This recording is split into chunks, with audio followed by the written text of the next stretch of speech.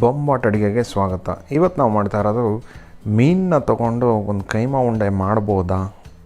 ಖಂಡಿತವಾಗ್ಲೂ ಮಾಡ್ಬೋದು. ಈ ಕೈಮಾ ಉಂಡೆಗಂತೂ ನಿಮ್ಮ ಫ್ಯಾನ್ ಬೇಸ್ ಏನೂ ಕಮ್ಮಿ ಆಗೋಲ್ಲ, ಇನ್ನೂ ಜಾಸ್ತಿ ಆಗುತ್ತೆ. ಚಿಕ್ಕವರಿಂದ ದೊಡ್ಡವ್ರವರೆಗೂ ಎಲ್ಲರೂ ಈ ಕೈಮಾ ಉಂಡೆ ಹೇಗೆ ಮಾಡಿದೆ ಇನ್ನೊಂದ್ಸಲಿ ಮಾಡು ಅಂತ ಹೇಳೋ ಅಂಥ ಒಂದು ಕೈಮಾ ಉಂಡೆ ಇದು. ಬನ್ನಿ ಈ ಸೂಪರ್ ಈಸಿ ಕೈಮಾ ಉಂಡೆ ಮಾಡೋದು ಹೇಗೆ ಅಂತ ನೋಡೋಣ. ಒಂದು ಪಾತ್ರೆ ತೊಗೊಂಡು ಈ ಥರ ಸ್ವಲ್ಪ ನೀರು ಹಾಕ್ಕೊಂಡು ಇದು ಕುದಿ ಬರೋವರೆಗೂ ಕಾಯೋಣ. ಇದು ಕುದಿ ಬಂದಾದಮೇಲೆ ಈ ಥರ ಒಂದು ಸ್ಟೀಮರ್ ಇಟ್ಕೊಳ್ಳೋಣ.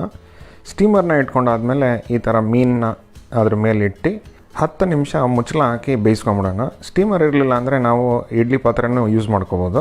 ಮೀನು ಬೇಯಿಸೋಕ್ಕೆ ಇಡ್ಲಿ ಪಾತ್ರೆನ ಓಡಲಿ ಅಂತ ಹೇಳ್ಬೋದು ಮನೇಲಿ. ಸೊ ಕೇಳ್ಬಿಟ್ಟು ಉಪಯೋಗಿಸ್ಕೊಳ್ಳಿ. 10 ನಿಮಿಷ ಬೇಯಿಸಾದ್ಮೇಲೆ ಇದು ಸ್ವಲ್ಪ ತಣ್ಣಗಾಗ್ಬಿಡೋಣ. ತಣ್ಣಗಾದ್ಮೇಲೆ ಈ ಥರ ಕಿತ್ತಿಟ್ಕೊಂಬಿಡೋಣ. ಇವತ್ತು ನಾನು ಯೂಸ್ ಮಾಡಿರೋದು ಬಾಂಗ್ಡ ಇಲ್ಲ ಮ್ಯಾಕ್ರಲ್ ಅಂತಾರಲ್ಲ ಆ ಫಿಶ್ಶು. ನೀವು ಅಂಜಲ್ನೂ ಯೂಸ್ ಮಾಡ್ಕೋಬೋದು. ಏನಕ್ಕೆ ಅಂಜಲ್ ಹೇಳಿದೆ ಅಂದರೆ ಈ ಥರ ಮಾಂಸ ತೆಗೆಯೋಕ್ಕೆ ಈಸಿಯಾಗಿ ಬರುತ್ತೆ. ಅದರಲ್ಲಿ ಬೇಸಿಕ್ಲಿ ಏನಂದರೆ ನಿಮಗೆ ಯಾವ ಮೀನಲ್ಲಿ ಈ ಥರ ಮಾಂಸ ತೆಗೆಯೋಕ್ಕೆ ಬರುತ್ತೋ ಆ ಮೀನನ್ನ ಯೂಸ್ ಮಾಡ್ಕೋಬೋದು. ನೋಡಿ ಈ ಥರ ಎಲ್ಲ ಮಾಂಸ ಕಿತ್ತಿಟ್ಟಾದಮೇಲೆ ಖಾರಕ್ಕೆ ಅನುಕೂಲವಾಗಿ 3ರಿಂದ 4 ಹಸಿಮೆಣಸಿನ್ಕಾಯಿ ಸಣ್ಣದಾಗಿ ಹೆಚ್ಚಿಟ್ಕೊಂಡು ಹಾಕೊಳ್ಳೋಣ. ಸ್ವಲ್ಪ ಕರಿಬೇವಿನ ಸೊಪ್ಪು, ಸ್ವಲ್ಪ ಕೊತ್ತಂಬರಿ ಸೊಪ್ಪು, 2 ಟೀ ಸ್ಪೂನಷ್ಟು ಕಡಲೆ ಹಿಟ್ಟು, 1/4 ಟೀ ಸ್ಪೂನಷ್ಟು ಚಾಟ್ ಮಸಾಲ ಜ್ಞಾಪಕ ಇಟ್ಕೊಳ್ಳಿ, ಜಾಸ್ತಿ ಹಾಕೋಬೇಡಿ ಯಾಕಂದರೆ ಹುಳಿ ಆಗಿಬಿಡುತ್ತೆ. ಆಮೇಲೆ 1/4 ಟೀ ಸ್ಪೂನ್ ಅರಿಶಿಣದ ಪುಡಿ, 1 ಟೀ ಸ್ಪೂನು ಇಲ್ಲ ಖಾರಕ್ಕೆ ಅನುಕೂಲವಾಗಿ ಖಾರದ ಪುಡಿ, ರುಚಿಗೆ ತಕ್ಕಷ್ಟು ಉಪ್ಪು.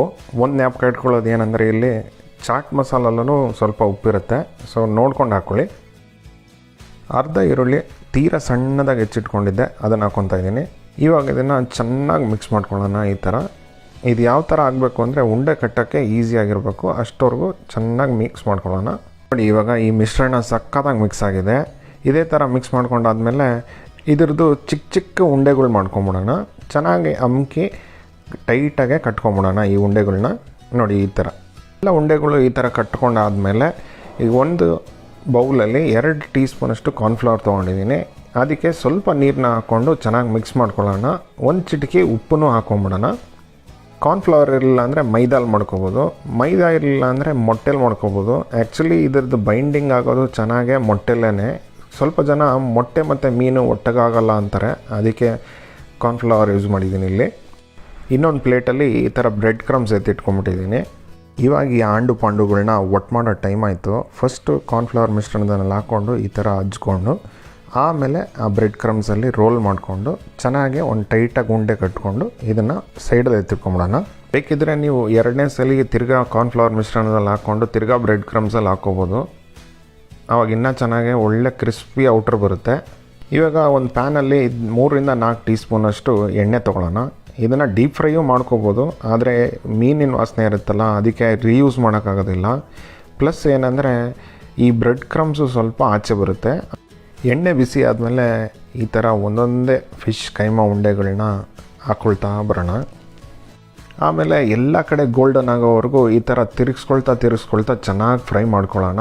ಎಲ್ಲ ಕಡೆ ಗೋಲ್ಡನ್ ಬ್ರೌನ್ ಆದಮೇಲಂತೂ ಈ ಕೈ ಬಾಯಿ ಅಂತ ಹೇಳಿದ ಮಾತನ್ನೇ ಕೇಳೋದಿಲ್ಲ.